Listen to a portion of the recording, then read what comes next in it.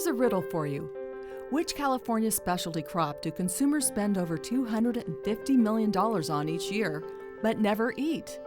If you guessed cut flowers, then you're right. Well, they feed us emotionally. They've always been important for weddings and funerals, for birthdays, for I love you. Just seeing the presence of flowers makes such a difference in people's lives. 80% of America's domestic cut flower crop comes from over 250 nurseries throughout California. Since the 1970s, the unique growing conditions of the Central Coast have made the region especially attractive to growers.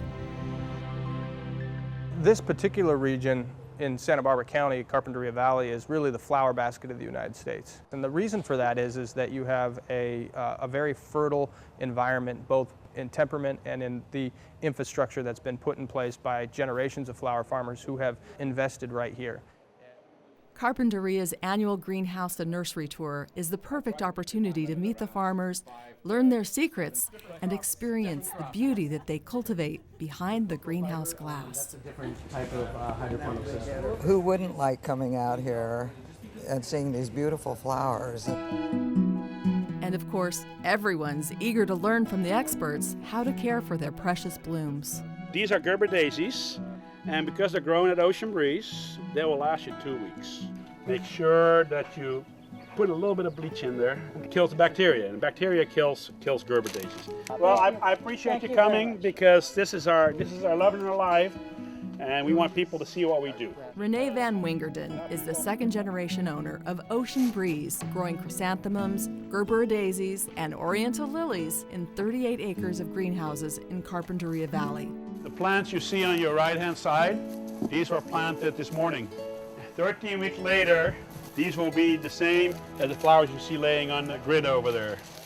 The tour continues across the valley at Westerly Orchids. Nursery manager Twan Overgog cites innovation and sustainability as key to the company's success.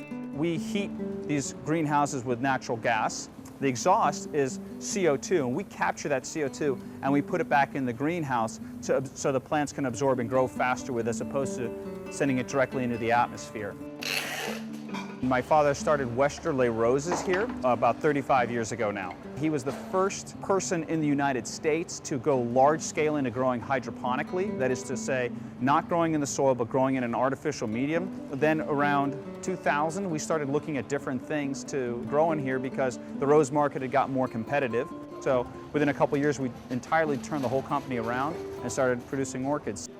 On the tour, Overgog talks about the common mistakes that people make when caring for these notoriously fragile tropical plants.